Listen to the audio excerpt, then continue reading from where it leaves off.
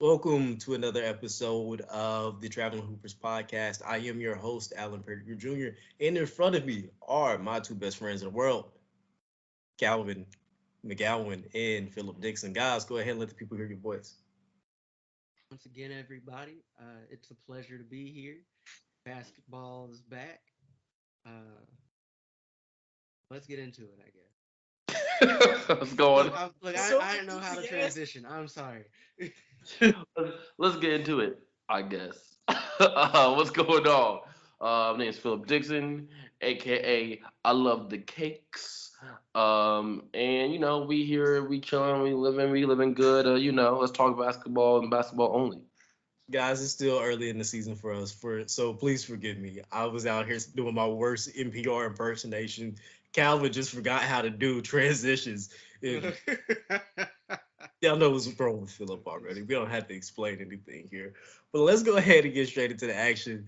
Our first topic is pretty much, and if it was later in the season, this would be filler. But because we're only a week into the NBA season, this is what y'all got from us. So we're going to go ahead and talk about some things that we are interested in seeing this season. And I have to be honest with you, the thing I'm most excited to see this season is the minute when Pat Beverly decides to either whip the Lakers into shape or completely blow everything up. It's just a matter of time. That man's not used to losing this many games. And coming off the season that he had last year with Minnesota, basically dragging them boys to like some type of relevance. And look, we know there are much better players than Pat Bev on those teams, but he has been an emotional leader for most of his rosters for years. So you now step into a situation where you got LeBron, who is automatically going to be your fixture player. I don't care at this point where he is at. The offense kind of has to run through LeBron. We've never seen him off the ball, and he is just one of those people that the minute he walks into a room, it is his room. That is, but it has to be acknowledged that that is not good. Like for all the positive like attributions and takes of LeBron, and all the positivity that comes with having LeBron on your team, it is not good that at this point in his career, late 30s, that he still has to, capital HAS, has to be the focal point of your team. Now, what I find hilarious is this. Yes, Patrick Beverly, whoop him up into shape, and he ain't used to losing that much and all that.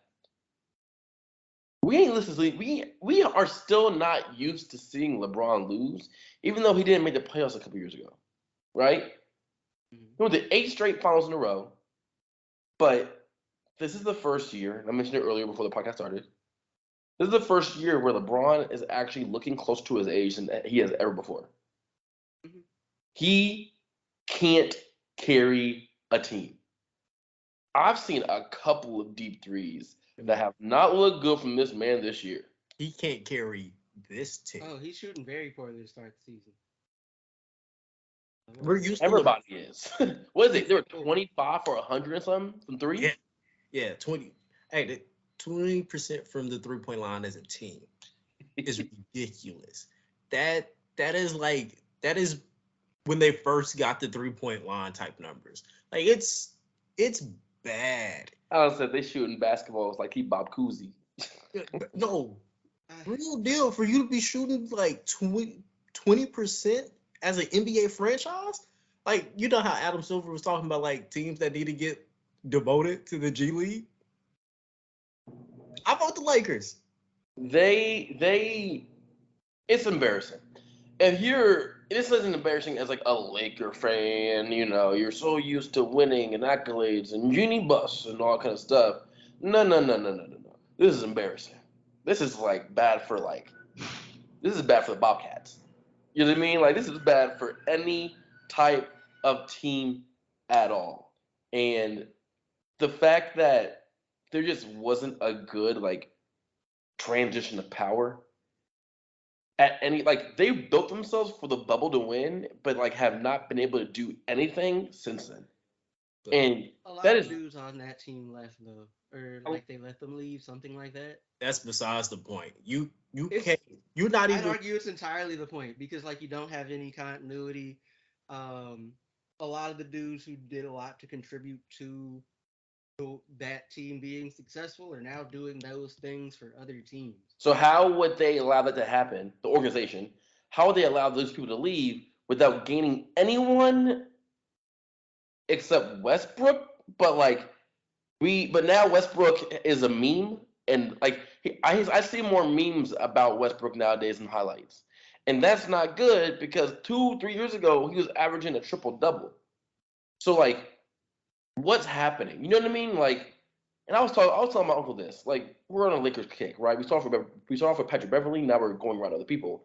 I was telling my uncle this the other day because watching the Lakers play, and I'm like, people who base their whole careers off of athleticism and hustle, they take a drastic fall incredibly quick. There's no ifs or buts to it, right? Russell Westbrook has not developed his game at all.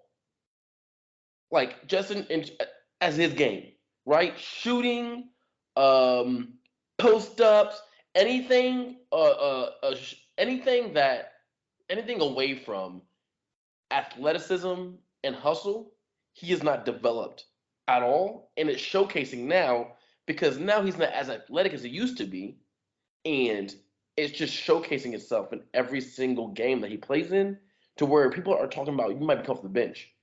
You're not even that old. You know what I mean? So like, I'm not most people that's like a Westbrook hater or making fun of Westbrook, whatever it is. It's just that we've seen this happen before, and it's now he just happens to be on the Lakers, and the Lakers are, you know, you saw that video the other day of him taking the jump shot at the mid range, and LeBron and AD both tossing their hands up. But the play before that, LeBron did a step back three, and it barely grazed the rim, but no one watched that. Right? It's all a bad situation for LA, Yeah. for Lakers fans specifically. Not all LA is in a bad situation.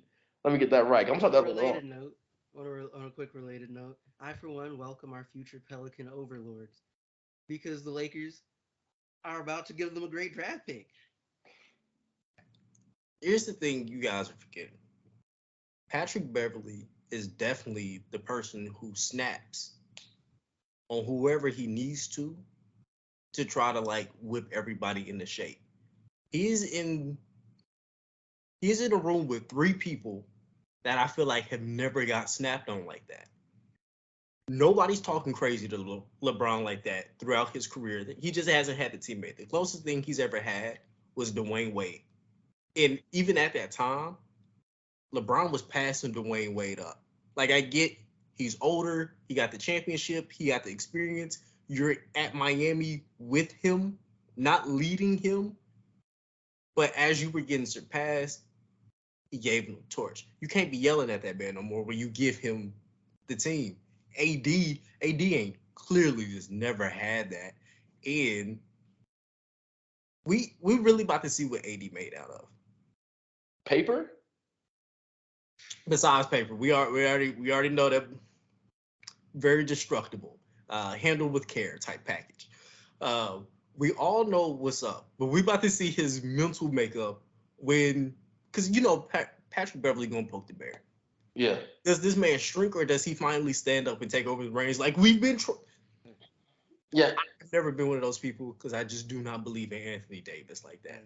But people always try to say this is supposed to be the one who takes the reins from LeBron. He's the leader now. He needs to go win the MVP. And I have never seen it. Like I was the person who was like, I don't like Anthony Davis coming out of the draft. I was not an Anthony Davis fan. Well, Now, yeah. I wasn't. I'm gonna be real with you. I did not see it, and it has nothing to do with what is going on now. I just didn't like Anthony How it Davis. happened? That's crazy. You No, Anthony Davis hey, out the draft? Come on now, you hey, nuts.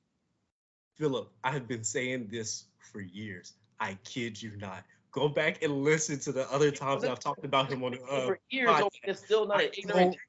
I've never liked Anthony Davis. He does not stay healthy enough. Listen, no, listen. That's a different whole. That's a whole different argument. The health aspects of him. Let me figure. Let me. That doesn't matter. We're getting derailed from what my Yeah, topic. we need to stay on. Hold on. I want to perspect you. When Anthony Davis plays, right? Generally, That's why you don't like him. he is dynamic. The issue is being on the floor. So coming out of college, he played enough championship. Injuries were not in question when he came out of college. So if you say when he came out of college, I didn't see it, that's not good. But He's still salty y'all lost to them in the title game that year. We did lose to them. But yeah, Thomas Robinson definitely got buoyed by him in the championship game. So we lost that one, right? Yes, Kansas lost to Kentucky.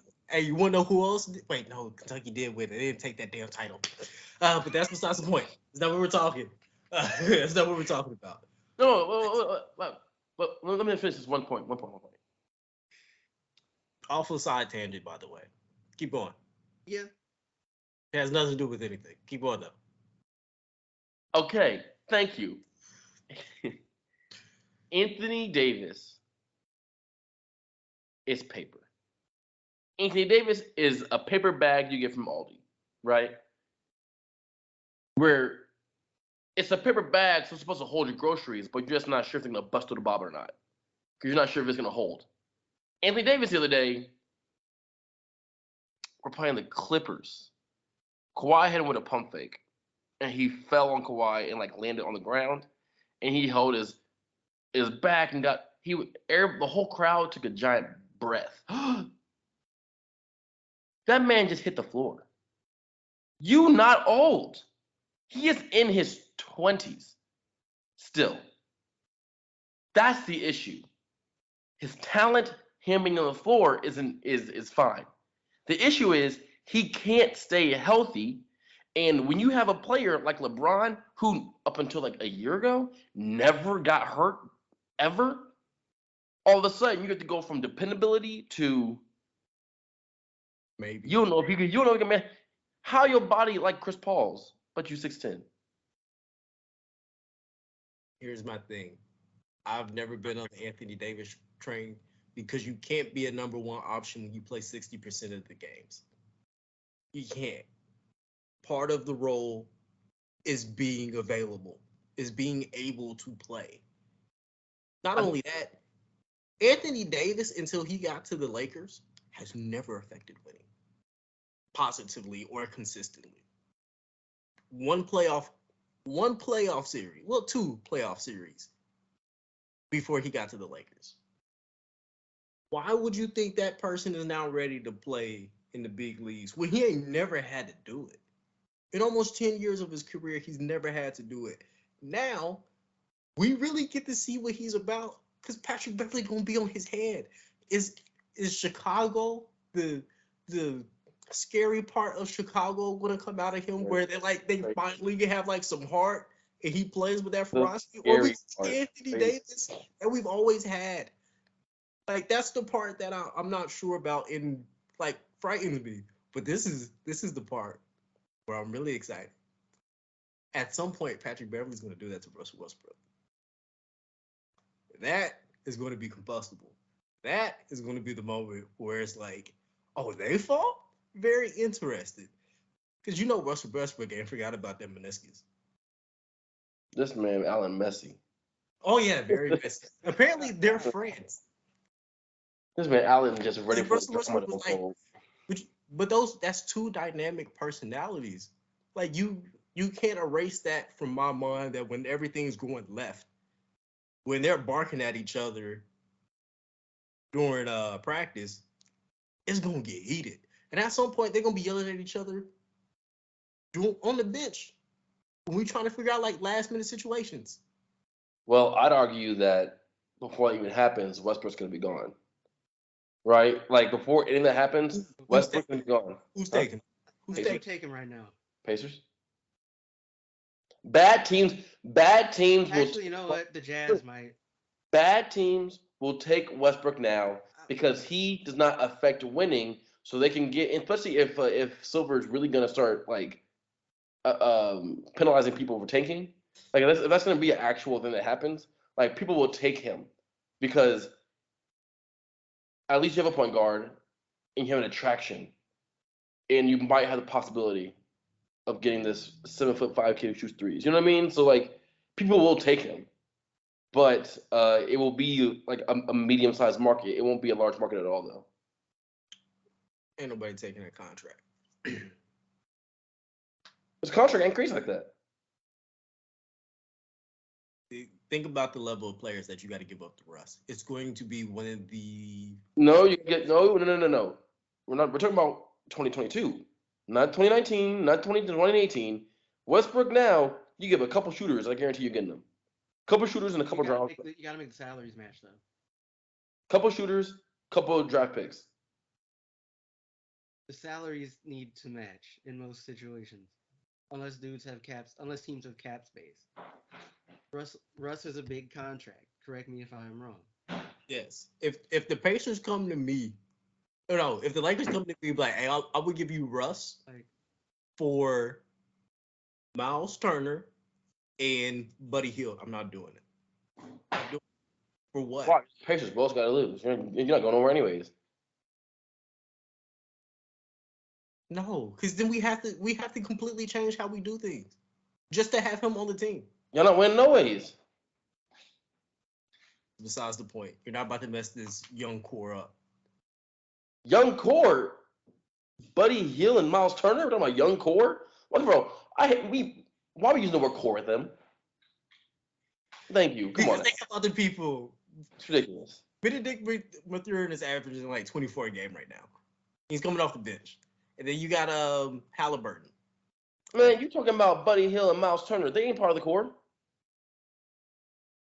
That's yeah, besides. It's not worth it. It's not a good flip. And plus, the Lakers don't have any more draft picks to even like put next to him. He's not going anywhere. Yeah, listen, Amnesty. Have if to they, amnesty my man. if they lose like this, if they continue to lose how they're losing now, because they don't look good. I mean, they look bad. And if they keep going this way, it's the Lakers. A move will be made, and you know they're not moving.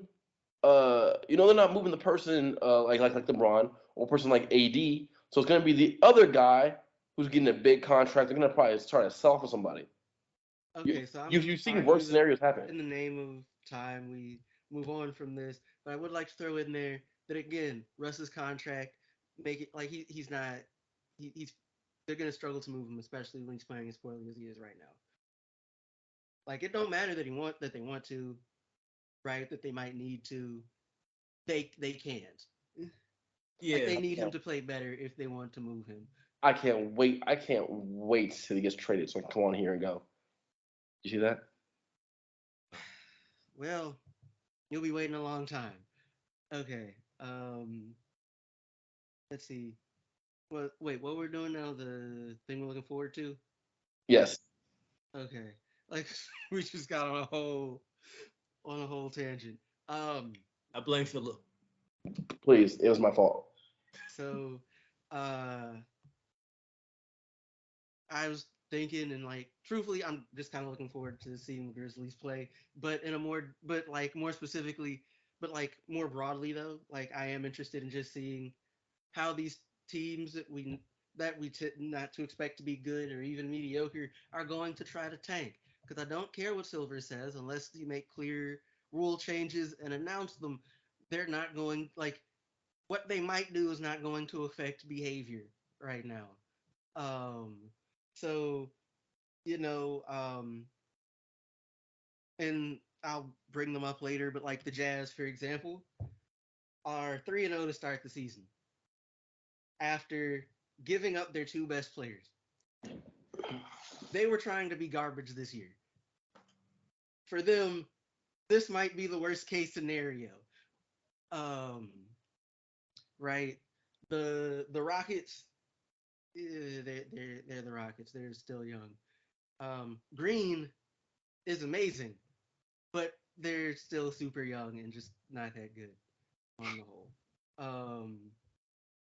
And oh, the Knicks won a game, but they're the Knicks. Before I'm gonna call them good, I'm gonna need them to be consistent. They might as well tank. They're not about to, which I respect, but they should. Um, Listen, if your best player is Julius Randle, you ain't good. Like Julius Randle is a poor man's version of Zion. You're not good if Julius Randle is your best player. Julius Randle does everything Zion does, except worse. You're not going to win with that. And Julius Randle got really hyped up 2 years ago when we had a little run of Knicks being pretty good. But the reason he got hyped up is because he played for the Knicks. They're, they won't be good. wait, hold up. Wait, never mind. I'll ask later. But like all of these teams are going to try and like tank and whatever, right? Um, or at least that's the NBA's fear, regardless of whether or not that actually materializes. And like the thing is, I don't know. Like I expect to see some weird stuff at some point. I expect to see some trust the process 76ers stuff at some point. Um, like I expect some team that's mid to ship out their star player for a first round pick and a bag of potato chips. Like Mm, at least that's what I hope will happen, if only for my own amusement. that's hilarious. I mean, it's gonna happen. What's that gonna look like? I'm not sure, but 100% will happen. Right. Um, Now for me, I'll go with actual a basketball team. With it being the Clippers. What the Clippers have a lot of options, so I can't wait to see what their finalized roster looks like. Like, who are the 8 players that you're going to go with? When it's playoff time, right? Because right now they're essentially got like they're 10, 11 deep, and they have Kawhi coming off the bench, but he's still coming off the bench killing. But it's just to manage his time, right? John Wall coming off the bench, he's killing, but it's to manage his time because they're both coming off of injuries, right? At the end of the year, will Reggie Jackson be starting and John Wall's come off the bench, right? Like, will it be, will Kawhi still come off the bench to manage minutes, or Kawhi just be starting and dominating how he used to, right? Like, what does this look like? They got Powell, they got one of the Morris twins, they got so many different people that I'm not sure what it looks like, and they're gonna be really really good if they aren't injured or whatever happens. But that's why they made the team the way they did, is in case of injury, right? Now they're gonna be good if either Paul George or Kawhi Leonard are healthy. They're going to be really, really good if they have both of them healthy at the exact same time come playoff time. And the way they're playing, I've watched 2 of their games so far, and the way Kawhi's playing and looking, and the way John Wall's looking, I'm wondering why John Wall didn't get more traction. Like, John He Wall's can't stay looking healthy. really good. Say it again. Like he's missed too much time in the last 3-4 years. A bad team couldn't have taken him though. You know what I mean? Like, he's playing on a minimum. Oh, you talking about like his new Oh, contract? that's what you mean. Oh, Yeah, his Okay. new contract. I don't fully. I think John Wall went for the win now situation yeah. because you got to think about it. He just spent a year watching them boys play in Houston. Like he was ready to go, and they were like, We're gonna let the young boys run. Well, I'm telling you this right So he now. voluntarily sat out. So I'd be like, I already done had my $100 million contract. Ain't never gonna have to win for money again. Let's go win a title. Well, I'm telling you this right now. If John Wall starting or come off the bench, right? If he stays healthy and Kawhi's healthy and Paul George are healthy, like they're winning a championship. Like they're winning the championship. There is like out of all the teams I've watched so far this year, there's no doubt in my mind that's the case, right? Because at first I had like Philadelphia winning last week, but and Philadelphia's going to do better than what they are because they have to figure out the James Harden NBA connection kind of deal. So the record doesn't kind of dictate how good they're actually going to be later on. But the Clippers are crazy deep. That's the thing. Like Luke Kennard looking crazy. Like Luke Kennard last semester, my bad, teacher lives. Luke Kennard last year had the highest 3-point percentage in the NBA. And like apparently what they say is, and during the offseason, all he did was work on defense because he was getting exposed last year on defense, right? Like they would do pick and roll, they bring him out and put him on the island, they make him look goofy. But apparently, all he did this offseason was only work on his defense, and he's still shooting that thing like crazy. You know what I mean? And I don't even get white boy credit like that. You know what I mean? But I call it spade a spade. I call it fact a fact. The Clippers are deep, so for my whole thing, it's like, in March, what are they going to look like? And I'm very, very curious to see what happens with that. In the spirit of going forward, I'll just kind of piggyback what you just talked about with the Clippers. My thing is, we have not seen a elite wing tandem real in this league in a long time. We haven't even seen Paul George and Kawhi Leonard in almost 2 years. That's what I'm most excited to see. Just What how about Tatum dominant and Brown?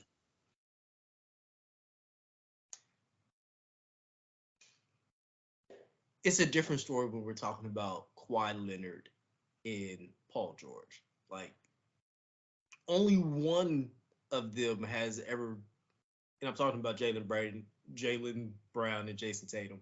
Only one of them has been considered an All-Star candidate.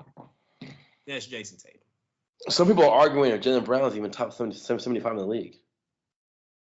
That's what Right. cocaine Not sounds like. 75. That's crazy. That is, Top 15 in the league. Excuse me. I'm tripping.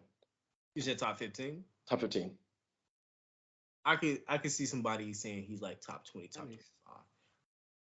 25 is kind of wild, but I can see the argument for it. Mm-hmm. But Kawhi Leonard and Paul George out there best top 12 players, both of them. And You they're know, two-way players too. you said what? And they're two-way players also. Exactly. So full time, full healthy, them getting busy together. Like I don't think there's a better 1-2 punch in the league. The other day when they're playing the Lakers, I can't remember what Laker player it was, but they dribbled at Paul George, hit Paul George with a spin move. Paul George went straight up, and when they hit him with the spin move, they just ran into right into Kawhi Leonard, who helped off and just took a charge and was going opposite direction. That was like perfect tandem defense. You know what I mean? And once again, Kawhi Leonard's probably getting a little bit less than 20 minutes a game right now. Yeah. So when it gets like its feet on the rum and the comfortability comes to it, it's gonna be nasty. It's gonna Yeah, be it's an unreal connection that those two have just based on their play type. Like it doesn't even matter if they gel well together. They look good together on the court. Like they don't have anything that's like super conflicting. before Kawhi got hurt, they were killing in the playoffs. Like they're both putting up 30-point games and at the same time and 25-point games at the same time and playing obviously defensive play. They was looking real, real, real good. And correct me, but this is year 3 for them boys together, right? First year was Paul George that was dealing with injuries. Correct? Yeah. Year 2, we get Kawhi. Mm-hmm. ACL. This is their first year together where they're all good to go, and I believe this is the end of one of their contracts. At least Kawhi Leonard. It might be both of them. Like they kind of got to do something this year. And they both want to stay in LA too because they're both LA boys. So like they or California kids. They both want to stay there. So they're committed on the back end of not just necessarily contractual, right? But they're committed in like a lifestyle, whatever you want to call that, synonymous or some situation as well. And that's super dope because eventually they'll be moving into their new arena. If those dudes can stay there, that would be a great close to the end of the year. But what they can do this year, especially with the Lakers being bad, like I would love to see the city of LA have to root for the Clippers. Well, can we just say that like thank God they're finally getting out of the same. They're all finally out of the Staples Center. Yeah. Like I hate teams when they share stadiums. You know what I mean? Like the exact same sport, exact same gender. I'm just like, thank goodness they're moving out. But if they win it all this year, if the Clippers win, that's gonna be crazy. Oh yeah. Hey, is there another professional team that shares? The Raiders used to share with the Athletics, the A's in Oakland. That's Uh, I can but kind of it's still annoying because when they maybe sometimes during the football games they have to have the dirt on the field for baseball. Like depending on the month it was annoying to watch. You know what I mean? But like it's not a thing that happens often. But I feel like in sports and the way and how much capital sports brings in now, it doesn't need to be that way anymore. You know what I mean? Sometimes if like a women's sport, well obviously the women's sport will play in a lot of like the same uh, arenas and stadiums as like men's sports. But like that's why I say like same genre, same sport. It doesn't really happen. Come on now. no. I agree with you. Galvin, you got something else in the tank for us? Not with not with this, I don't think, unless I'm forgetting something. Oh, actually, I'm kind of excited to see how Detroit does. Like, I don't necessarily expect them to be that good, but I do like Jaden Ivey and Jalen Duren a lot. I've liked Duren since I got to see him play in high school, and Jaden Ivey since what the it was a tournament game his freshman year. Yeah, he was Yeah, going. and like I think that them and Cunningham will be really good together over time. And it'll just be fun to see how all pans. Also got another one. Pelicans. How good can they be? As long as Like everyone can stay legit. healthy, very. They listen. CJ Nice. I've always been a CJ fan since Lehigh. Um, Brandon Ingram got a crazy scoring game. Like he really scored anywhere, and it's kind of Wait, wild to watch. did Brandon Ingram get better? And like Yeah, bigger? he got I don't know bigger, but he definitely got better. But he takes a step forward every year. Like every single year, he takes a step forward. Hey, go back and watch. Um, no, watch him the next time you watch a Pelicans game. He's bigger. Like he put on some weight. Like that don't look like the same skinny body. Well, good for him because he looked weird. So like, come on, man. Yeah, how you went less than me and you 7 foot? Come on now. So it looked off, but he must have looked bigger. He must have looked bigger or gotten bigger, excuse me, because I haven't noticed. But CJ looked nice. Brandon looked nice. They got nice role players around, and then you just got Zion there in the paint doing whatever to do. Then they have their Valanciunas center put up there. 30 the other day. So what? Valanciunas, their center. He put up 30 They the other they have good to really good players everywhere. And they have the role players that know their spots and know their roles on the team. You know what I mean? So like day. Yeah. I am curious about the potential of this team if they stay healthy. Zion took a hard fall last game. It has a hip bruise or contusion or whatever. A contusion is like a strong word. It really just like he fell. He just happened to be heavy, so it looked worse than everybody else. Contusion just mean bruise. I know now. Contusion. He got a hip contusion, so it's just like you're gonna be good. You know what I mean? Like you're gonna be solid. Big body. But yeah, I'm curious about third potential. Yeah. Uh, I think my third one has something to do with the Lakers, but I'm all Lakered out. I think we didn't touch everything over there. I guess if we're looking for teams to talk about the Dallas Mavericks, Okay, my thing. I don't I don't care about. I'm very indifferent. Like I know what the Luca show gives us. I'm all for it. I watch him just about every game during his rookie year. Like I've had season tickets. I love the Mavs.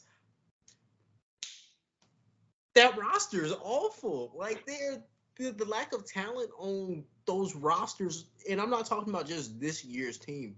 I'm talking about probably the last. If you really look at the roster, there was a point where they had like a lot of names and talent, but it's a very subpar group of players. Like they tend to be like almost out of their prime by the time they actually get there. Like Porzingis is still young. He has time to bounce back. But we got him right off of an injury, and then we shipped him out the year he started to get healthy. Well, isn't that That because they didn't care? Like his relationship with Luca wasn't good. I don't care about that in like the grand scheme of things, because they have this tendency to. There was years where they had Dirk. I'm talking about prime Dirk, where nobody else was around him, or there was like another young guy. There's never been like help on these type of rosters.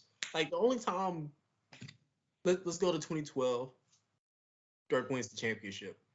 All of those dudes are quality players at that time. They're really good. Jason Terry is really good. Jason Kidd is really good. Jason Kidd is at the twilight of his career. He is basically an elite floor general that's doing more coaching than getting buckets at this point. Jason Terry had a good run left in him, but he was not the Jet anymore. Like he was straight. Like JJ Barea has been a person on this team for almost 10 years. And I don't have a problem with JJ Barea. I like JJ Barea. We've never talked about JJ Barea being an elite backup point guard. Question. First of all, the Jet had crazy high socks. That was a crazy look. Secondly, my whole thing with the Mavericks is Mark Cuban really a good owner? No. Because you've He had makes you he hold makes it on, hold on, hold very on, hold on, hold on. You've had a lot of good players. You won one championship with like the the best, arguably the best European player of all time in his prime. You got one championship, and people keep calling you like an all-time great owner. I'm like, what have you really done to make yourself an all-time great owner? I'm a little confused what that means when you've had Jason Kidd, you've had Steve Nash, you've had all these like good players that had thrived in other places, thrived better in other places, not necessarily where you are now. So like, I don't necessarily trust them with the Luka process, to say the truth. That guy's good, but once again, surrounded with nothing. yeah. And look, Fairness, Christian Wood is, at least to this point, and granted they've only played 2 games. Wood's been Christian. good for them. So I used to watch a lot of Christian Wood on the Rockets, and before the Rockets, he played with Detroit. Um, Christian Wood's a good player on bad teams. Christian Wood won't be a good player on. He's not. Christian Wood is a good role player. He's not a player that you would go. This team's good. Christian Woods is a top three player on that team. and they have him So, as the number two option. so like, I, I mean, it's not like anybody else could fill the role on the team. It's him or nobody. Fairness. But that's a part of the Um. issue when I talk about these rosters. Like, Oh no, no, no, I'm not debating the rosters. The rosters have all been suspect at best. This one included. Um. But the move for Wood, at least early, appears to have been a good decision. Even if it was the build up to what could be largely considered bad decisions that decided in what appears to be a roster or team that more or less amounts to give Luca the ball on offense, get out the way, and then play tough defense. And we will hope that works out for us. I'll say, when you say good decision, does good decision mean good because they're not bad, or does it like because they're not a championship team? So like, what does good mean in the scenario? Like he seems to fit fairly well with Luca. They have him coming off the bench at the moment as the only dude on the team besides Luca who can consistently put up points like that. Um, and we'll see if it works for them because they lost a game against the Suns where they were up big, and then they stomped on the Grizzlies who were at the tail end of a back to back in 3 games in 4 days. You know, Um, Calvin a fan when you're talking about tails and back to back is like, Look, that was disappointing. I wasn't expecting a win. I was hoping. I wasn't expecting a 40-point loss. I'm sorry. yeah, 40 It kind of was crazy. bad. It was bad. Um, 40 not good. it was bad. Uh, but regardless, regardless, um, we'll see how it works. Um, it would be good. Ultimately, they'll probably be good if they can keep the level of defense they played last year and can get to at least mediocre offense from a points per game perspective because last year they were what bottom third of the league. I think I looked at it. um as far as offense and like the top end of the league in terms of defense. um and that's not going to get it done if you're trying to win a chip. They need to at least get to mediocre offensively, at least. Yeah, I need that to happen ASAP. But that's just something we're not gonna get this year. I can't wait to hear the excuses though. Mm. Yeah, I guess my last one would be like the Bulls. Um, how good are they? Because I think they're in like a limbo scenario right now, right? DeMar DeRozan can only do so much for you, but I think they thrive best when Lonzo's on the floor. But obviously Lonzo's injured because of like some like nerve that was going on in his knee. Yeah, he should be back in the next like some weeks, couple weeks, whatever it is, right? Um, but I'm curious to see also how the Bulls look at the end of the season when they have Zach Levine healthy and they have Lonzo healthy, and have the whole entire team intact. Because I do think they could be very good. I don't know if they'll win championship, but I do think they'll be Eastern Conference final like potential. Once again, don't know if they'll like actually reach the potential, but I'm curious what steps forward will like Zach Levine make, and can DeMar DeRozan still produce this year like he did last year on that same efficient level, right? For the mid range, but also from the three as well. And then I mean, I'm gotta worry about Lonzo. The issue is with his health. When he plays, he fits into any scenario seamlessly. But I am also curious about like the success potential of the Chicago Bulls. I mean, I feel like if they're healthy, like last year, if memory serves, while they were healthy, they were one of the best teams in the league. Um, and then, when Lonzo got hurt, folks are getting hurt. They weren't. They just so I would assume that like you said, they when when they get Lonzo back, when everyone's healthy, they should once again be as good as any team in the league, at least in theory. In theory, yeah, but in some ways, it's also like you know the Suns, for instance, made hardly any changes to their roster. They won't wait. They're not going back to championship. Yeah. Can we agree that the Chicago Bulls are basically like a 10 in most card games? Like it's gonna win you a good amount of hands, but it ain't gonna win you the hands that you need. I don't know how to play cards, but that sounds accurate. I declare war. Come on, son. You don't know how King Jack Queen I know. outplay I 10? I know the order, but I don't know how to play the game. Where you go to school at, bro? I play Uno. Hmm. But, I'm more of a Uno player myself. It just sounds good in the moment, though. Uh, yeah, but guys, I think that is a wrap for the things that we're looking forward to this season. Let's go ahead and introduce another new segment. Season 6 is coming with a lot of exciting new stuff. Um, I don't know what it's gonna look in the post production because that's not like a lot of work and we don't get paid enough to do this. But that's besides the point. So we're gonna start with the Get Busy All Stars. This is our top performer of the last week of basketball. We're gonna try to do this at like every episode. Just talk about your guys that were nice this year, nice during this week. I gotta go with Jason Tatum. Jason Tatum has not disappointed. He's looking like somebody who wants to get back to winning basketball. Is taking that leadership bump, at least from a scoring standpoint. We know he can put the ball in the basket, but he's doing it extremely efficiently. Already had a 40 ball, had 24 on opening night.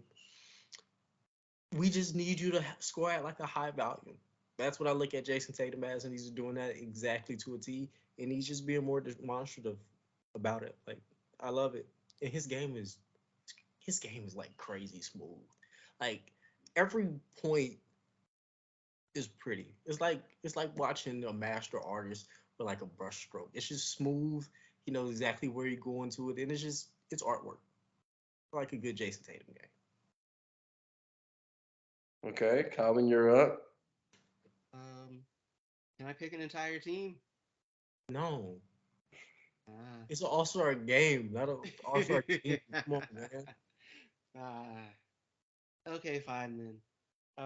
Then I'm gonna go with Ja Morant, just which is kind of predictable, but he's also averaging 34 points through the first three games, right? 34 and 7.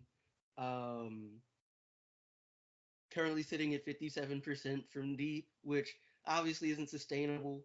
But like, for example, in I think it was the Rockets game, he like the I think like the only three he missed, unless I'm missing one, and I might be, was a heave at the end of the shot clock.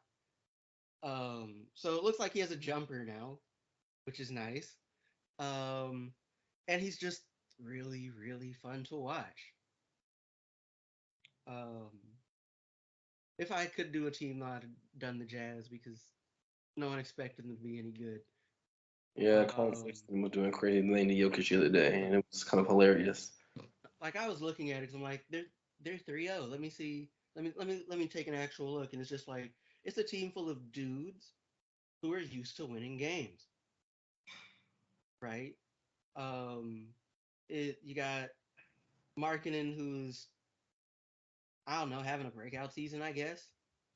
At least to start the season, 24-9, right?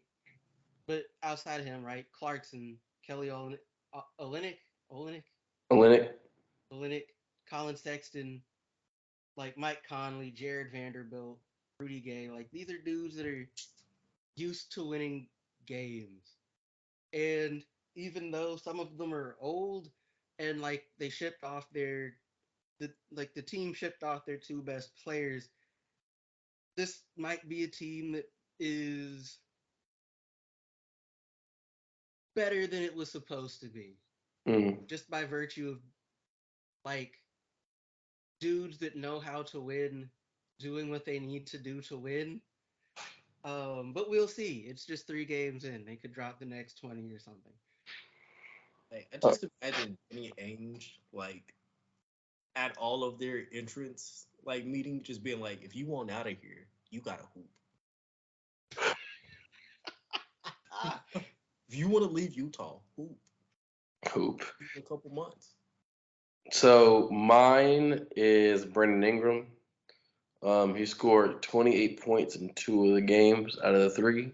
And that means he's averaging approximately 22 points a game so far.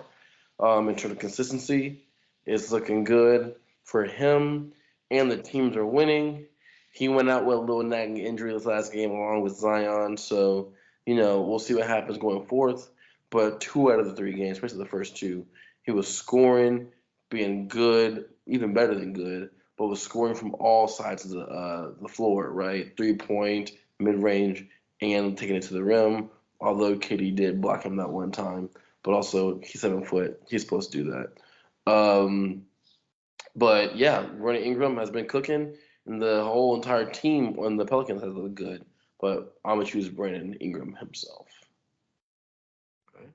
It's a nice wrap up. Let's go ahead and put a bow on it. Thank you so much for turning to another episode of the Traveling Hoopers podcast. Uh, Go ahead and follow us on Instagram. We be there sometime. Twitter, we're always there most of the time. And TikTok, we new there, but we gonna be there. Look, you get to see his face more. I'm pointing to Philip. I don't know if you can tell, but Uh, thank you guys for tuning in to another episode. Calvin, Philip, go ahead and sign us out. Once again, everybody, it's a pleasure to be here. Thank you for sticking with us. Um, and I really don't know how to wrap this up. I'm sorry. Okay, Philip. these transitions are killing them today. My name's Philip I need a nap. Dixon, aka Marvin Gaye, no Luther Vandross, a little, yeah. So yeah, you can follow us on all social media platforms. Hit that bell notification down below. Subscribe, do all those things that every other YouTube allows you to do. And if you are listening to us on any kind of platform for podcasts, just download and give us a review. Yeah.